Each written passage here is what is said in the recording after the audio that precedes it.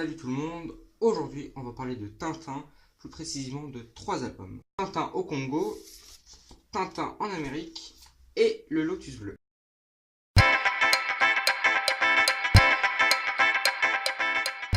Donc Tintin est un jeune reporter belge, il a été créé par le dessinateur Hergé. C'est donc sous forme de bande dessinée que va apparaître ses histoires, ses aventures, qui se dérouleront dans 24 albums, dont le premier est Tintin chez les Soviets et qui est écrit en 1929. Ce qu'on va surtout voir aujourd'hui, c'est que selon les époques, c'est-à-dire là les années 30-40 et notre époque, c'est-à-dire les années contemporaines, plus précisément le 21e siècle, on ne voit pas les choses de la même manière. Des choses qui nous semblent impossibles et complètement dérisoires peuvent être normales et être tout simplement dans les mœurs de il y a 70 ans, 100 ans, 200 ans, un millénaire. Donc Tintin au Congo est le deuxième album de Hergé qu'il a écrit en 1931.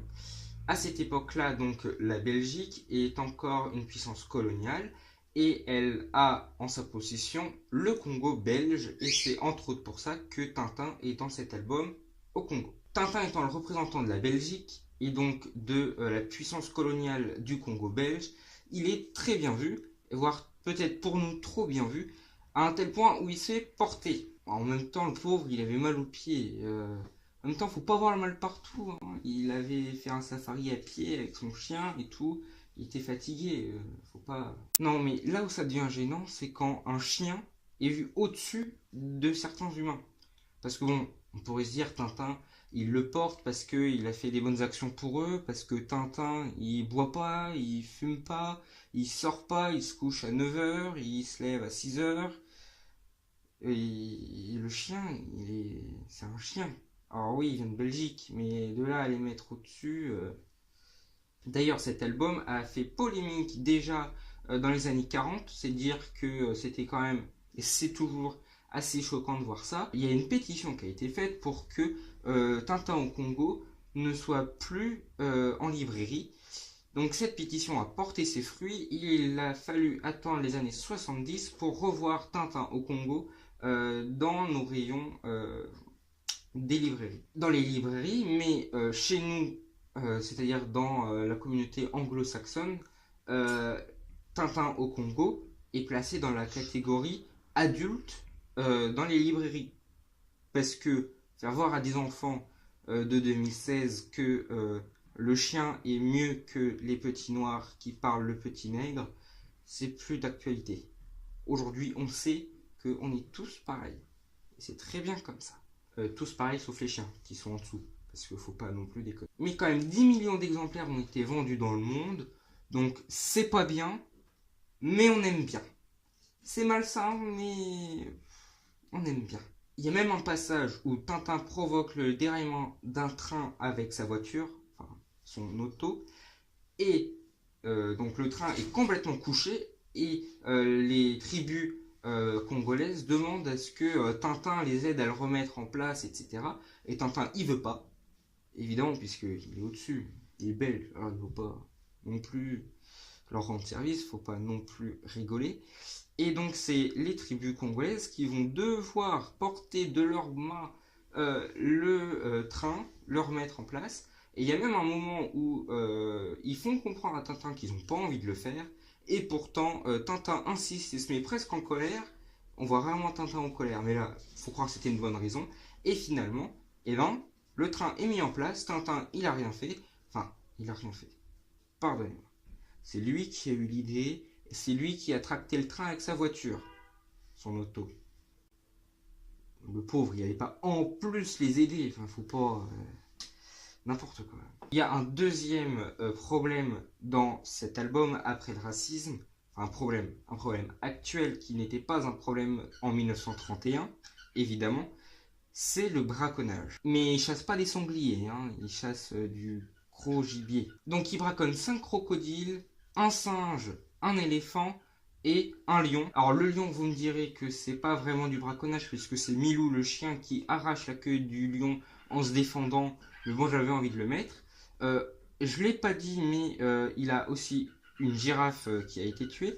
Il y a eu aussi un troupeau de gazelles, il y a eu aussi un buffle, il y a un rhinocéros qui a eu mal, un autre crocodile qui a eu mal. Enfin, il faut vraiment lire l'album, surtout à la fin, dans les dernières planches. Faut vraiment voir que il fait que ça. Et encore, il ferait que les tuer, ce serait déjà bien terrible, mais il s'arrête pas là. Non seulement il les tue, mais en plus ça, il est fier.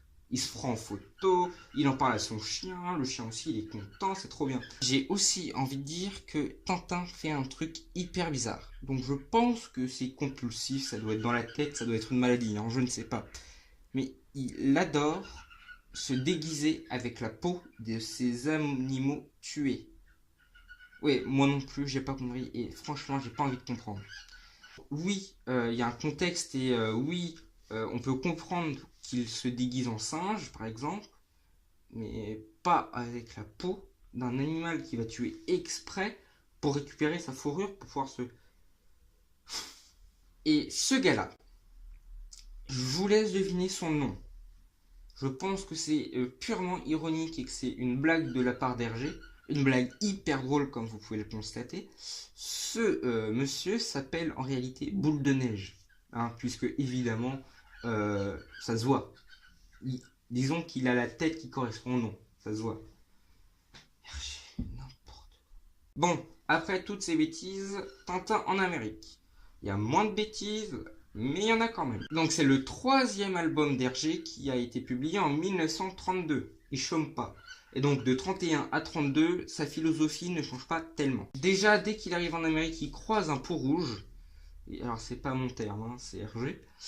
Et il dit à son chien, regarde Minou, c'est fantastique. Un peau rouge devant nous. Il le prend en photo. Il a cru quoi? C'est pas un monument, hein, c'est pas une statue. C'est un être vivant qui là, c'est juste n'importe quoi, Hergé. Voilà. Mais le moment où le racisme est le plus présent, c'est le moment où Milou, le chien, ne veut pas se mélanger avec les autres chiens, qui sont les chiens des Amérindiens, des peaux-rouges. Les peaux-rouges, donc, ne savent pas parler, comme les Noirs, hein, de toute façon, ça, vous le saviez. Donc, les peaux-rouges, comme on le sait tous, avaient des noms à rallonge, puisqu'ils étaient tellement bêtes qu'ils ne pouvaient pas deviner, ils ne pouvaient pas se donner des noms comme nous, qui sommes supérieurs. Et du coup, ça donne des bulles comme ça. Oui, donc très clairement, Hergé se fout un peu de leur trogne. Avant de commencer cette partie sur le Lotus Bleu, j'ai juste envie de dire que enfin, on a un album d'Hergé qui n'est pas raciste et qui est anticolonialiste. Oui, on a réussi.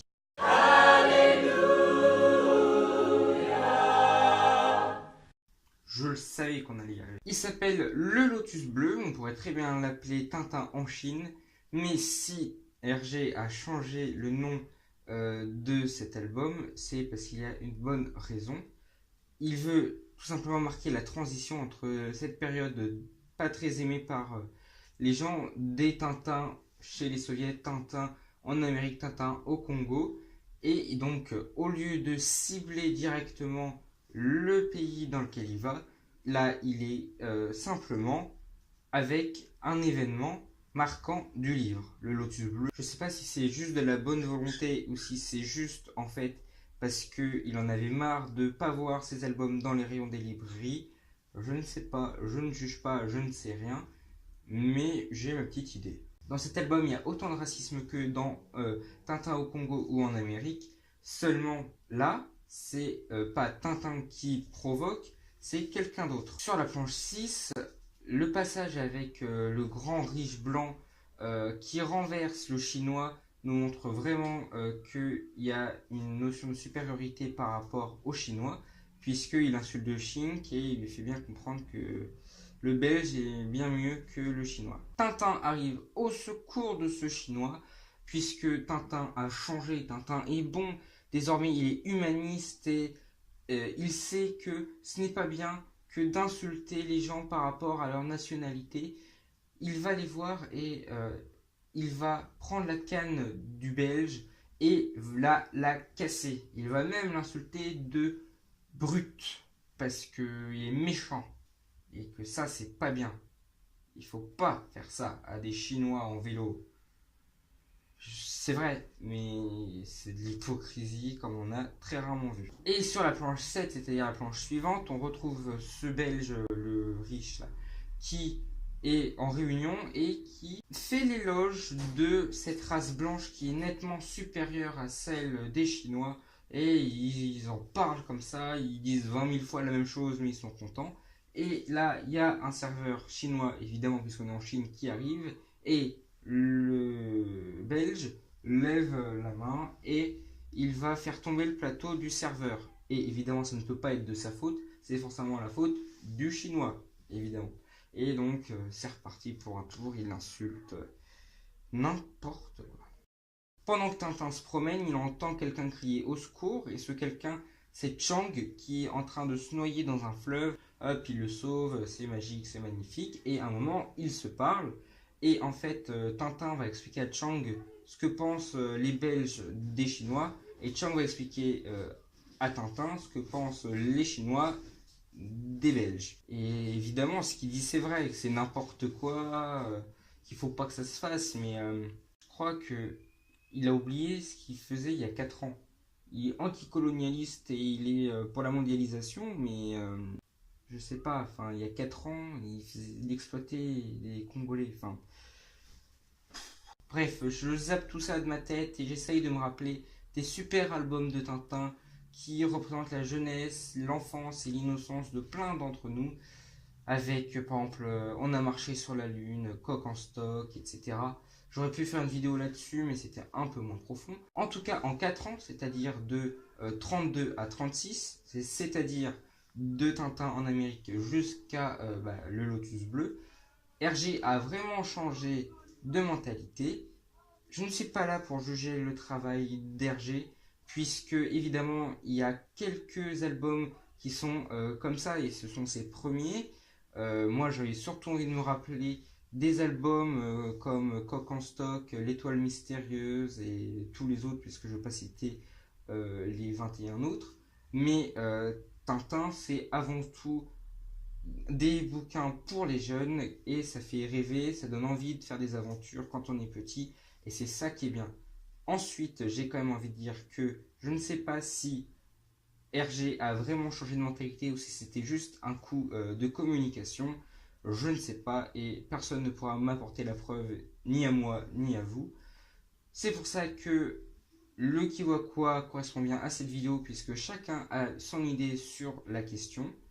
Moi, il me reste juste à vous dire merci de regarder mes vidéos puisque par exemple la vidéo de Dorian Gray c'est vraiment un truc de dingue puisque en 5 jours on a fait 60 vues ce qui est à mon humble avis beaucoup puisque la chaîne n'a que un mois et je m'attendais pas du tout à ça. Abonnez-vous à la chaîne YouTube en cliquant sur s'abonner, c'est juste en dessous. Suivez-moi sur Twitter et sur Facebook, comme ça vous ratez plus rien de l'actualité artistique et de la chaîne.